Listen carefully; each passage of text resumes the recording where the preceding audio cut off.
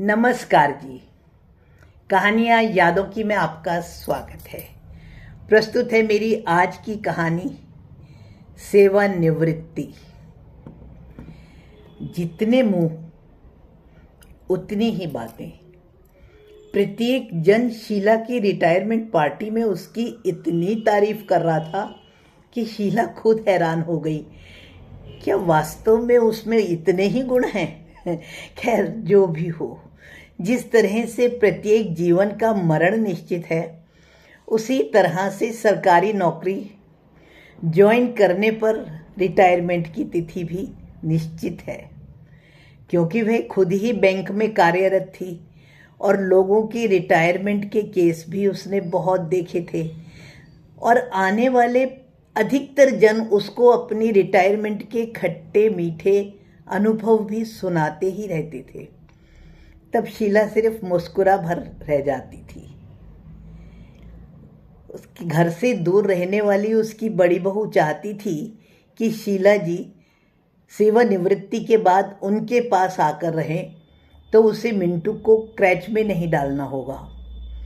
मझला बेटा जो विदेश में रहता था, उसने भी यही चाहता था कि रिटायरमेंट के बाद मम्मी और पापा कुछ दिन उसके पास आकर रहें। छुटका, जिसका विवाह भी नहीं हुआ था, जो बाहर नौकरी कर रहा था, शीला जी की इच्छा थी कि रिटायरमेंट के बाद कुछ दिन उसके साथ ही गुजारे जाएं। दोनों बेटियों के बच्चे भी नानी के रिटायर होने का इंतज़ार कर रहे थे कि अब वह जब चाहें तब नानी के घर रहने आ सकते हैं। अब नानी को कभी भी ऑफिस नहीं जाना होगा।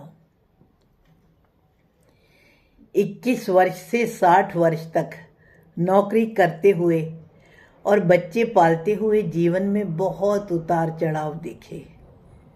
तब मन होता था, कई बार होता था, कि घर में बैठकर सिर्फ बच्चों का बचपन ही देखा जाए। सासू माँ जिन्होंने बच्चे और घर को संभाला, इससे पहले कि अब समय मिलने पर वह उन्हें संभाले, वही इस संसार से विदा ले चुकी थी। ऐसा ही मायके में माता पिता के साथ भी हुआ था। अपनी रिटायरमेंट पार्टी में शीला को समझ नहीं आ रहा था कि सेवानिवृत्ति दुख का कारण है या कि खुशी का। अपने बारे में लोगों के द्वारा प्रकट किए हुए उद्गार और उनका प्यार देखकर ऐसा लग रहा था कि मानो उसे कभी सेवानिवृत्त होना ही नहीं चाहिए था। परंतु कई बार पुराने सेवानिवृत्त हुए साथियों के विचार काफ़ी डरा के उद्वेलित भी कर रहे थे कि कहीं आगे का रास्ता अंधकारमय तो नहीं होगा। बस सबकी हर समस्या की जड़ केवल यही थी कि रिटायर होने के बाद समय का उपयोग कैसे करें, बीमार होकर, परेशान होकर, या सबके अपने अपने ख्याल। घर आते हुए शीला ने सबसे पहला काम तो यह करा कि गहनों की दुकान से जाकर अपने लिए खूबसूरत सी घुंघरू वाली पायल ली और बजने वाली बहुत सी कांच की चूड़ियाँ। आगे का टाइम कैसे होगा यह तो बाद में देखेंगे। पूरी ज़िंदगी अकाउंट्स में काम करते हुए रोज़ाना की भागा दौड़ी में मन भर के चूड़ियाँ पहनना और घुंघरू वाली पायल पहनने की इच्छा तो मन की मन में ही रह गई थी। आते हुए भर भर के हाथ मेहंदी भी लगवाई थी।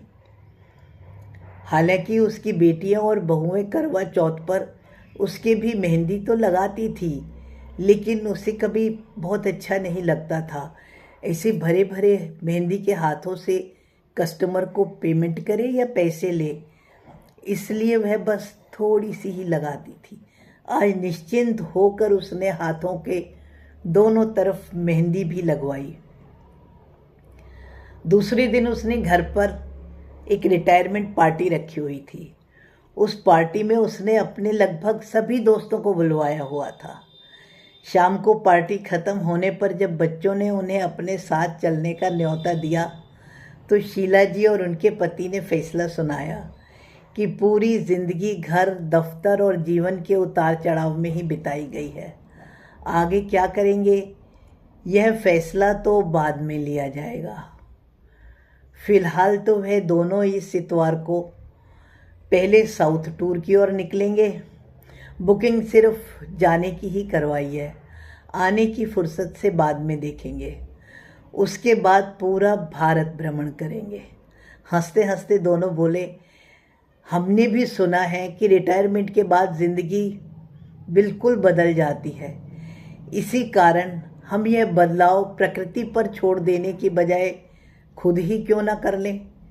जीवन में बहुत सी अधूरी इच्छाएं जो अधूरी रह गई हैं, पहले तो उन्हें पूरा करने की कोशिश करेंगे। फिर देखेंगे कि कैरम खेलने में या कि ताश खेलने में अब के जीतता कौन है। जी हाँ, हमें अपनी ज़िंदगी की पिक्चर का अंत बागबान या किसी दुखांत पिक्चर के जैसे नहीं करना।